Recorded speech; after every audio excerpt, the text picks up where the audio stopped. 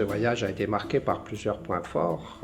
Le plus important, sans doute, c'était la visite au palais de la Moncloa. Nous avons été reçus par le président Sanchez, qui nous a fait l'honneur de nous recevoir, comme le font ses collègues chaque fois que nous nous déplaçons dans un pays différent.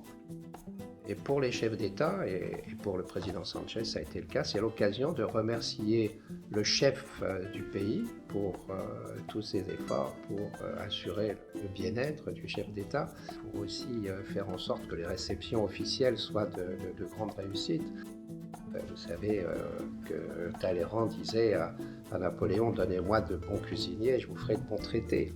Donc c'est l'occasion pour les chefs d'État, donc nos réunions du CCC, de le remercier pour ce travail considérable qu'ils font, à la fois sur le titre personnel pour les chefs d'État et à la fois au titre diplomatique. C'est ce qu'on appelle la gastrodiplomatie ou la diplomatie culinaire, qui est quelque chose d'extrêmement important.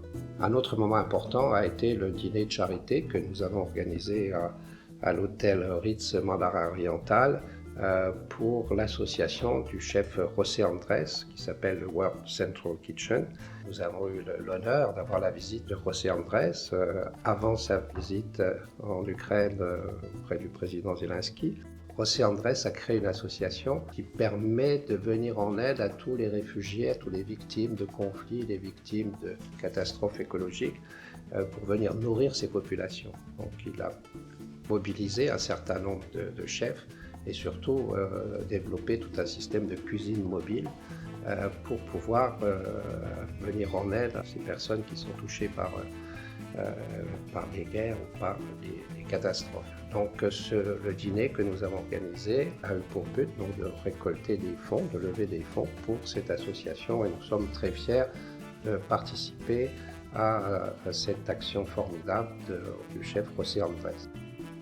La partie touristique a été aussi extrêmement réussie, avec bien sûr la visite du Palais Royal et de ces cuisines qui sont parmi les plus anciennes du monde. Et puis un côté sportif aussi, puisque nous avons eu la chance d'être invités par Adidas à visiter le stade Bernabéu, qui est en pleine transformation. Les chefs ont eu aussi la surprise de se voir offrir un maillot du Real Madrid avec leur nom imprimé. Donc c'était aussi un moment très sympathique et très particulier, sans compter bien sûr les dégustations. Nous avons fait une dégustation de fromage merveilleuse, accompagnée par des vins de Jerez.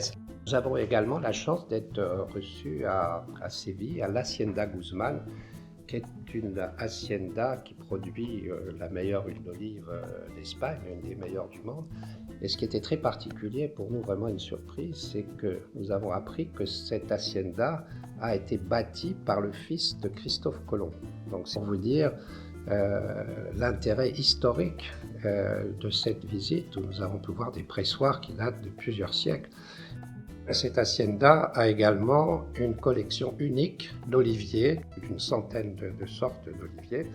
Et cette hacienda a demandé à être reconnue d'intérêt public par l'UNESCO. Et donc nous avons signé une pétition en ce sens pour aider cette magnifique entreprise et surtout le musée qu'ils ont créé de se faire connaître à travers le monde.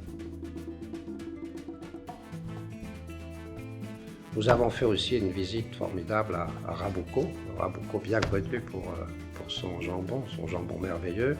Nous avons pu visiter les ports ibériques dans leur milieu naturel et visiter le musée qui est consacré au jambon ibérique, qui était vraiment pour nous vraiment plein d'enseignements pour la fabrication de ce mets vraiment d'exception.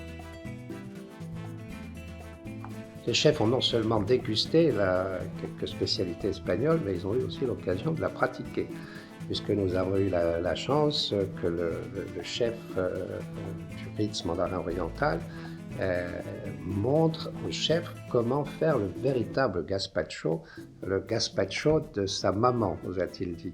Et vraiment, les chefs étaient passionnés de voir ces petits secrets, ces petits détails qui font parfois la différence sur ces plats traditionnels. Et vous savez, au club, on est très sensible à cela, puisque notre devise est que la meilleure cuisine du monde est la cuisine de sa propre mère.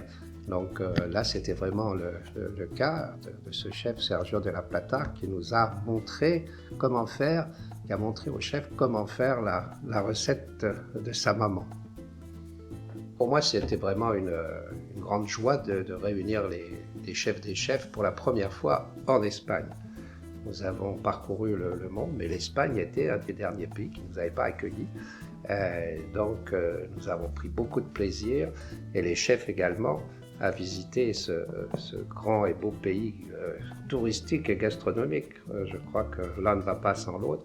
Donc, nous avons eu vraiment des expériences extraordinaires, que ce soit à Madrid, que ce soit en Andalousie.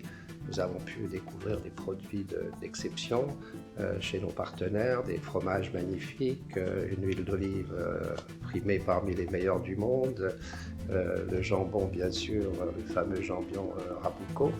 Et donc pour nous c'était quelque chose de formidable, et nous avons eu un accueil exceptionnel à l'hôtel Ritz Mandara Oriental qui a vraiment reçu les chefs comme des chefs d'État. C'est d'ailleurs le but que je me suis fixé en créant ce club, c'est de chaque année réunir ces grands chefs et de dérouler le tapis rouge pour eux à cette occasion. Donc ce voyage en Espagne a été vraiment une parfaite réussite grâce à tous nos partenaires, grâce à tous nos amis qui ont fait de ce voyage vraiment un grand moment.